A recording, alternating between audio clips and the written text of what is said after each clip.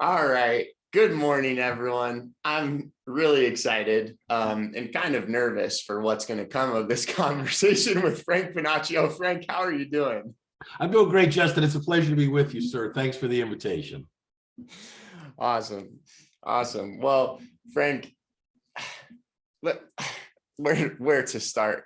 Well, when I was thinking about it this morning, I think the best place to start is a quote that I took from one of the classes you taught.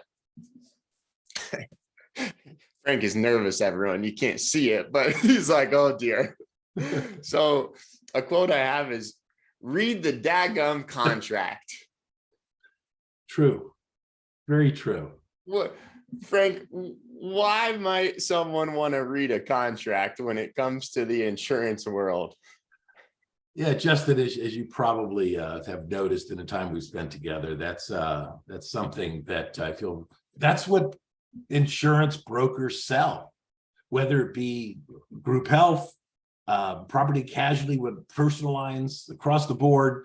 You know, you're in the benefit space, so your group health policy, the self-funded stop loss policy, that's what you sell. That's what your competitors sell. We sell contracts, not brochures, not proposals. As a matter of fact, what's typically in every proposal is, and I'll paraphrase, it doesn't say it verbatim like I'm about to say it, like, don't pay any attention to this proposal. Go read the contracts or the dadgum contracts. So, and that's complex and that's difficult and it's challenging and all those things, which is, there's a lot of reasons why the majority of agents and brokers don't read the contracts. They're complicated. It's a whole lot easier to have a sales pitch around something that looks like good in a fancy brochure or in a fancy proposal, but ultimately the employer's future is tied to what's in those contracts. Yeah. Hey, Frank, you talk about the contract. It's not a brochure. A lot of times insurance companies, they might not even give a copy of the contract until it's bound. How does that make sense? It doesn't. We've seen that, and quite directly, Justin, and we're very early in our conversation. So I'm going to try to keep this thing tamped down a little bit. We can build, but that's just simply unacceptable. I would go as far as saying it's likely against federal law. I mean, we have a federal law out there called ERISA. Well, that's the acronym for the Employer Retirement Income Security Act. It's been around since 1974. It's almost 50 years old. It creates the greatest responsibilities for an employer, more so than anything else they do. Their greatest responsibilities and therefore liabilities are to follow ERISA, because that's where it is outlined what they have to do on behalf of their employees' benefit plans. And it's a serious matter. And they are considered fiduciaries. We'll probably talk about that a little bit later.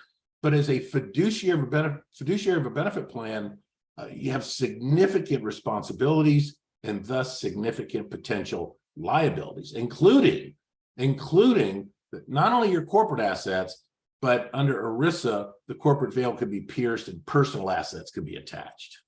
Yeah, I want to pause there because that's a huge emphasis with the passing of the CARES Act, the nearly 1,000-page document.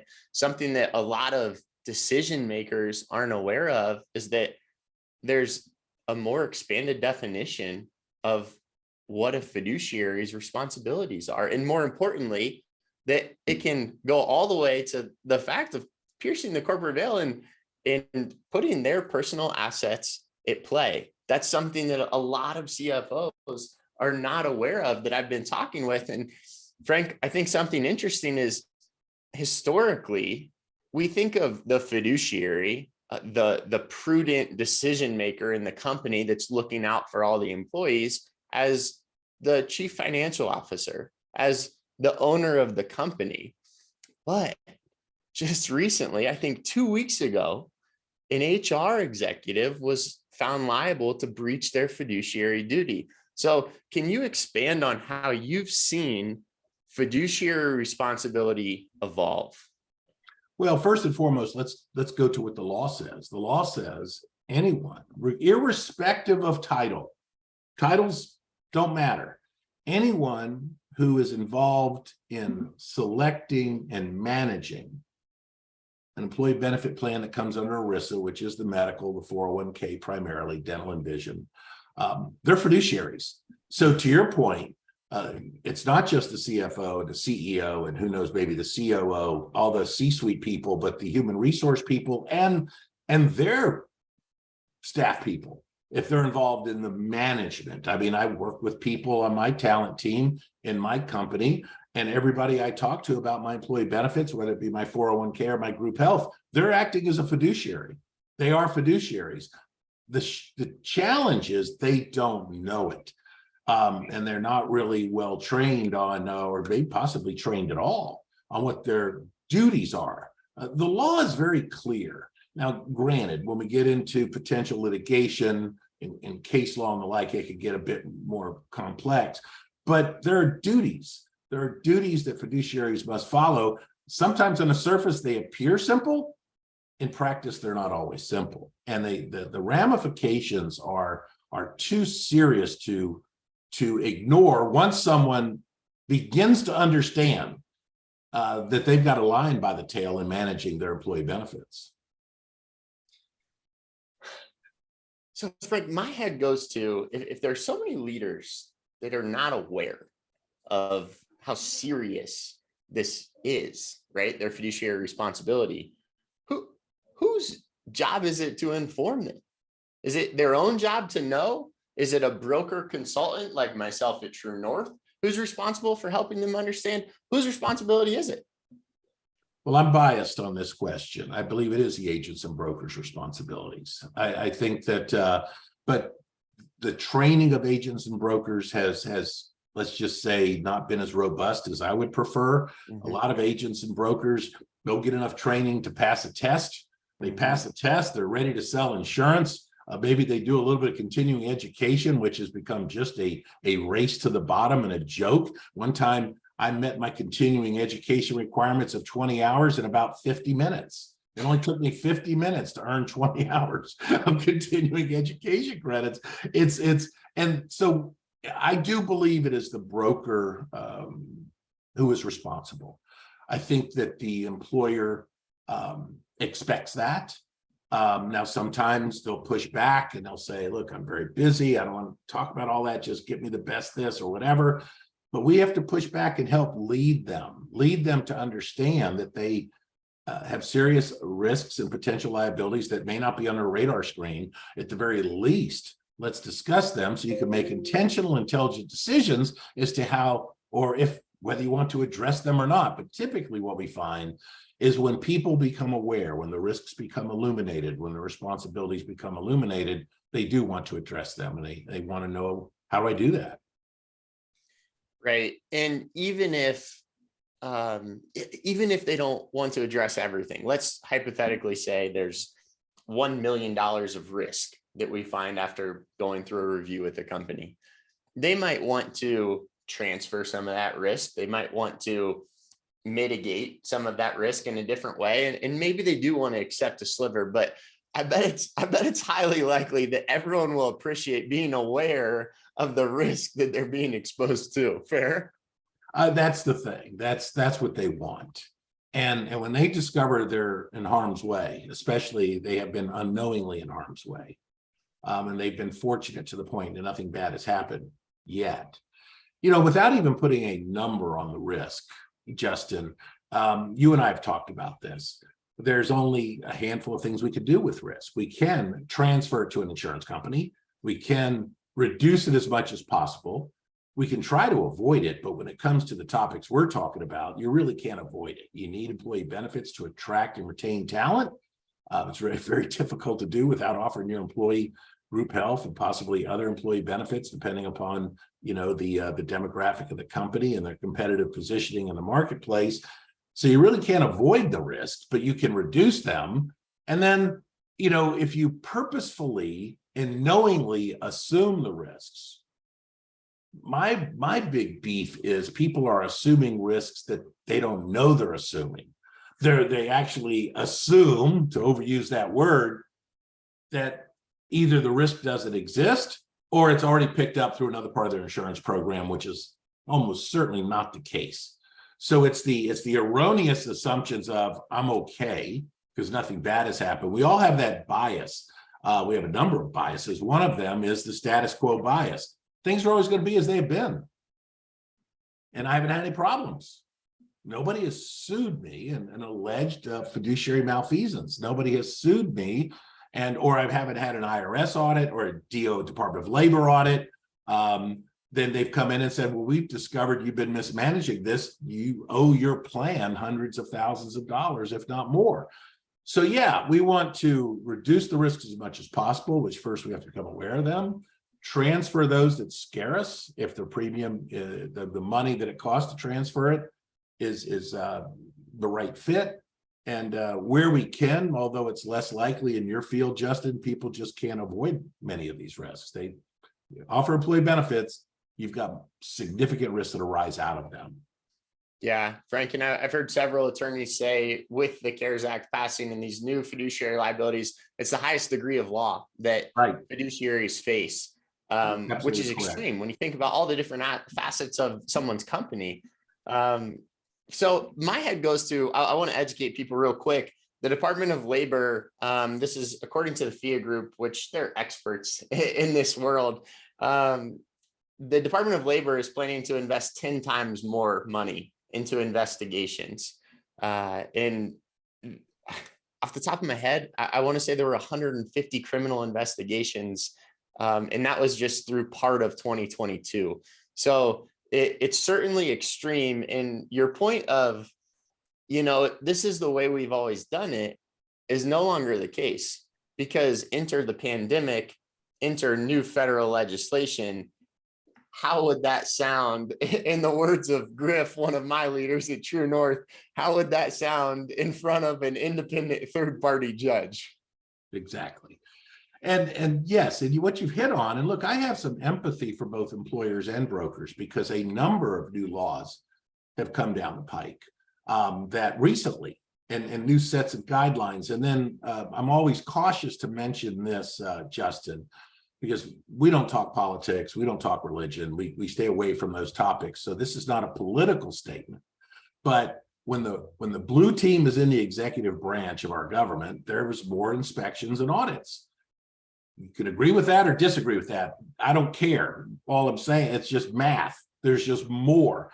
So yes, when the blue team, which is currently in the executive branch, more Department of Labor audits, more IRS audits, more OSHA for safety inspection audits, more, go on down the list. There's going to be certainly more issues around Florida, not Florida, excuse me, that FLSA, the Fair Labor Standard Act, wage and hour issues get audited more. So yes, and that's just a pendulum swing that we see. We are in, and if anybody listening to this can fire up their Google machine and verify whether we're accurate or not, because there's an increase in audits and they can check it out. Yeah, thanks for that, Frank. I want to change gears here for a moment. And I read the dadgum contract. This is one of my current clients. This is a stop loss contract. And I want to share this with you to get your take, because I found something, I highlighted it, and I said, wait a minute, what? And so here it is. And for listeners who aren't aware, stop loss contract, think if you have more than a couple hundred employees at your work, you're probably self-funded, which is really just a way to say that your company is taking on some of the risk rather than giving it all to an insurance company. But the insurance company contract says on the limitations and exclusions page, we will not reimburse you for, and then item number 14 says, expenses incurred for any illness or injury due to or aggravated by war or an act of war, whether declared or undeclared. And I thought, wait a minute, if it's any injury or illness due to an act of war, or whether it's declared or undeclared, and they get to decide, then what happens hypothetically if we're Ukraine and Russia dropped a bomb on us? Does that mean that they don't have to cover any of those injuries? That's what it says. And that could even go to potential terrorist acts. Okay, what if, and we're really going down a rabbit hole if we're not careful here, Justin, North Korea, Iran, Russia, there's a whole bunch of folks that quite possibly are rattling sabers. And your example is one of many. That's probably one that I'm not dismissing the one you're sharing, but I've got my whole dirty dozen list at a minimum that really make me quake even more so. Give us one. Far more Give us an likelihood of here's an okay. Let me give you an example. So, and the issue about the stop loss, and again, keep in mind it doesn't stand alone in isolation or in a vacuum. It's tied to minimum of two other contracts, minimum of two other. That's the plan itself, the promise of benefits and coverage to the employees themselves, and the claims administration contract. So, but let me just tie it right for this example to the plan. So I'm an employee. My plan says I've got all these various coverages, and I'm, going to cover this, going to cover that. But in the event that I am in the act of committing a felony and I get injured or have injuries, the medical plan will not pay in the act if I need medical care due to my actions in the process of committing a felony. Okay, that we can all defend that's a reasonable exclusion or limitation. But when we go to the stop loss policy will frequently say, we're not going to reimburse the employer, which is what that policy does. The employer has to pay the plan benefits, whether they get reimbursed or not. And the stop loss policy has terms and conditions and exclusions. And the one that I'm referencing now with this example that I've seen, the plan says felony, but the stop loss says we're not going to reimburse if you're in the act of committing an illegal act. Well, a misdemeanor is an illegal act, perhaps failing to yield the right of way and you get hurt, or perhaps reckless driving, or any misdemeanor where you get hurt. Well, the plan's going to pay. The plan, that's not a felony, that's a misdemeanor. The reimbursement, the stop loss carrier is going to say, au contraire, we're not reimbursing because they were injured in the action or committing an illegal act. And Justin, we could go down the list. We don't have enough time today. Your listeners probably would not want to hear all of them today, but there are many where this is what we get to. The employer, the plan sponsor, the owner, all the fiduciaries assume they're going to get reimbursed subject to specific and aggregate deductibles of their stop loss policy. And yes, they will most of the time until they don't. And when they don't, does that let them off the hook that they don't have to pay for the benefit that was promised their employee? No. Oh, and you don't have enough money in your company? Oh, okay, too bad. We're coming after your personal assets to pay. That's the way it works. That's the way it works. And that's federal law of close to 50 years. Wow. And so let us illustrate a picture for people to understand the situation more. So maybe if we're driving a car and not under the influence of alcohol, right? It's not a felony. We're just driving a normal day. And then paint the rest of the picture on what a misdemeanor could look like. Yeah, I run a stop sign. I hit somebody and I get hurt really badly. I'm the employee on this plan and I'm injured severely and I'm in ICU for weeks and ongoing medical treatment, and maybe it's even a 7-figure medical bill. Could very well be. Well, my plan document says I'm covered for that. I wasn't in the act of committing a felony. I may get charged with the misdemeanor failure to yield the right of way. It's a misdemeanor, especially if the other party doesn't get hurt really bad. And as you mentioned, not under the influence, but it's typically a misdemeanor. But it is an illegal act. Yeah. So my plan is, my employer plan sponsor has to pay my medical benefits that were promised to me, but the reinsurance carrier now can say, well, that's all on you and your checkbooks. I say checkbooks because it'd be corporate and personal. On you and your checkbooks, because we have an exclusion that says we're not going to reimburse in the event of a cause of loss arising from an illegal act. And this is why we have to align the plan with the stop loss. If something is being offered under the plan, it must be reimbursed under the stop loss. We can't have that out of alignment. And as you mentioned, these things are being sold and bound, and they have never been read or even produced to be read, even provided. You and I both know that oftentimes carriers or managing general agencies or whatever we want to call them, people and companies producing these programs, and we're not opposed to these programs, Justin. We're not opposed. We're not saying these are bad things. We're saying the process in which they're being sold lack a ton of transparency, may not be a good fit for a lot of folks that are buying them, but not everybody is a good fit for any type of plan. So we have to think about right fitness. We have to think about transparency. We have to think about knowingly assuming risks. And that's the big challenge, is that a lot of this happens in total darkness, and the employer plan sponsor is not even given an opportunity to address these issues. Right. And for our numbers people out there, the situation that you created, we have an employee, they run through a red light, a stop sign, and they hurt, then maybe they hit someone, but in the accident, they really hurt themselves and they end up in intensive care. Maybe they end up in intensive care for 2 weeks with a bunch of surgeries, right? Let's just call it a $1.3 million claim when it's all said and done, which we're seeing more often with $1 million claims. So if it's a $1.3 million claim, maybe you have car insurance. I think mine covers $300,000. So now that claim is $1 million. You're saying a company has a plan saying they will cover that person unless it's a felony.